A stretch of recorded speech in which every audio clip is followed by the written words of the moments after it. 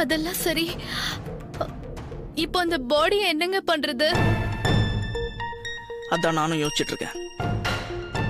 எப்படி எப்படி அந்த பாடியை டிஸ்போஸ் பண்றது? என்னங்க, அந்த பொண்ண எங்க வச்சுதான் யாரோ கொலை பண்ணிருக்காங்கன்னு தெரியுதுங்க. அந்த சத்தம் கேட்டுதா போலீஸ்க்கு யாரோ போன் பண்ணிருக்காங்க இல்லீங்களா? அப்படிதான் தெரியுது. எப்படிங்க கரெக்டா நம்ம வீட்ல வந்து இப்படி எல்லாம் பண்ண முடிஞ்சது? என்ன எழவோ, நாம அவசரத்துல வீட்டை பூட்டாம போனது அவனுக்கு ரொம்ப வசதியா போச்சு. இப்போ அனாவசியமா நம்ம தலை இதுல மாட்டிட்டு உருளுதேங்க. அப்படியெல்லாம் எதுவும் நடக்க கூடாது.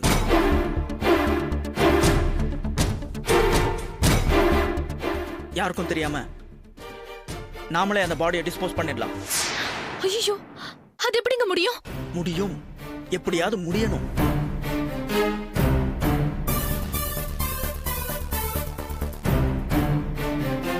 நீ போய் ஒரு பெட்ஷீட்டும் 4 கேரி பேக்கும் எடுத்துட்டு மேல வா, சீக்கிரம். என்னங்க,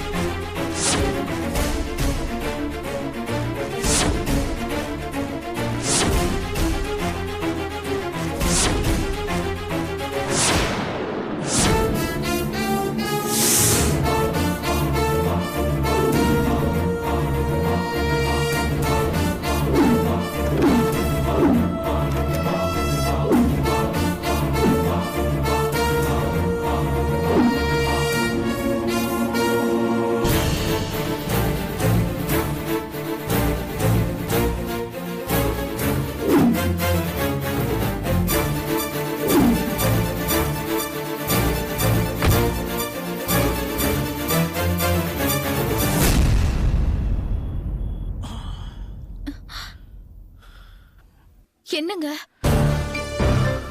இந்த டைம்ல ரோட்ல போனா ஜனங்க யாரும் இருக்க மாட்டாங்க. ஆனா வழியில போலீஸ் பிடிச்சிட்டா? ஆமாங்க, நீங்க சொல்றது சரிதான். விடிஞ்சதும் போலாங்க. விடிஞ்சாலும் டேஞ்சர் தான். இப்ப டைம் என்ன பாரு, 12 ஆகுதுங்க. நம்ம ஒரு 4 மணிக்கு மேல போலாம். ஆமா, எங்க போய் இதை டிஸ்போஸ் பண்ண போறோம்? பார்க்கலாம். எனக்கும் ஒன்றும் புரியல. கொண்டு போய் ஏதாவது ரயில்வே ட்ராக்ல போட்டுடலாமான்னு யோசிக்கிறேன். இல்லைன்னா எனக்கு தெரிஞ்ச ஒரு இடம் இருக்கு, ஆனா அங்க போய் பார்க்கலாம் அது எந்த அளவுக்கு சரி வரும். எனக்கு என்னமோ இதெல்லாம் பயமா இருக்குங்க. பேசாம அந்த இன்ஸ்பெக்டரை சந்திச்சு இந்த விஷயத்த சொல்லிடலாமாங்க? அவன் ஆளே சரியில்லை வித்யா. நாளைக்கு வேற எனக்கு ஃபாரின் பயர்ஸோட மீட்டிங் இருக்கு. அதை நான் அட்டன் பண்ணி ஆகணும். ஒர்க் ஆர்டர்ஸை கலெக்ட் பண்ணணும். இது நான் ஏற்கனவே உங்ககிட்ட சொன்னேன்ல. பேக் பண்ணது பண்ணியாச்சு. டிஸ்போஸ் பண்ணி முடிச்சிடலாம்.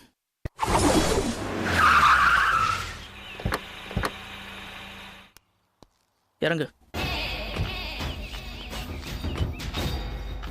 என்னங்க இங்க வந்திருக்கோம்? சொல்றேன்.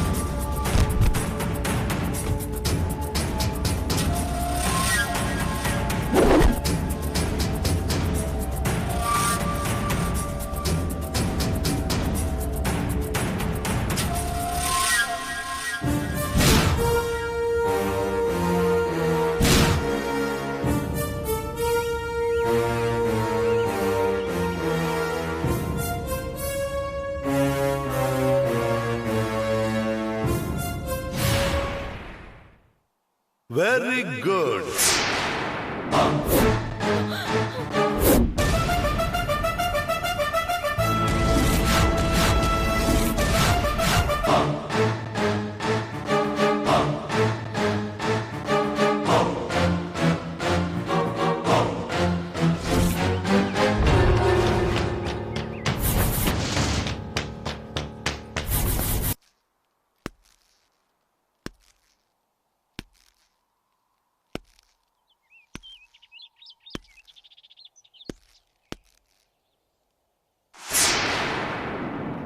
சூப்பர்.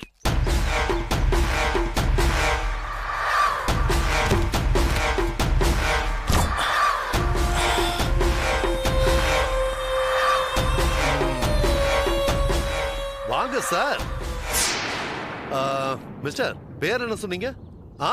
உதய். உதய், வாங்க வாங்க வாங்க. நிறைய கொலை பண்ணிருப்பீங்க போல இருக்கு. ரொம்ப ஈஸியா பாடியை டிஸ்போஸ் பண்றீங்க. எங்கயாவது இந்த மாதிரி நடக்குமா? ஓ, இதத்தான் கொலையும் செய்வாள் பத்தினின்னு சொல்வாங்களோ? என்ன மிஸ்ஸஸ் வித்யா, நீங்க தான் புருஷனுக்காக கொன்னீங்களா? டெட் பாடியை டிஸ்போஸ் பண்ற விஷயத்துல இந்த அளவுக்கு ரெண்டு பேரோட கெமிஸ்ட்ரி ஒர்க் அவுட் ஆகுதே. சார், நீங்க என்ன தப்பா நினைச்சிட்டு இருக்கீங்க. ஆமா, நீங்க ரெண்டு பேரும் 62 கிலோமீட்டருக்கு அந்த பக்கம் இருக்கிற வீட்ல இருந்து கார்ல ஒரு டெட் பாடியை போட்டுக்கிட்டு அதை இந்த மாதிரியான ஒரு இடத்துல வச்சு டிஸ்போஸ் பண்றத கண் கூட நேர்ல பார்த்ததுக்கு அப்புறமும் உங்களை ரொம்ப நல்லவங்கன்னு நினைக்கணும் இல்லையா மிஸ்ஸஸ் வித்யா? சரி, சொல்லுங்க நல்லவர, நான் என்ன தப்பா நினைச்சிட்டேன்? சார், நடந்தது சொல்லிடுறேன் சார்.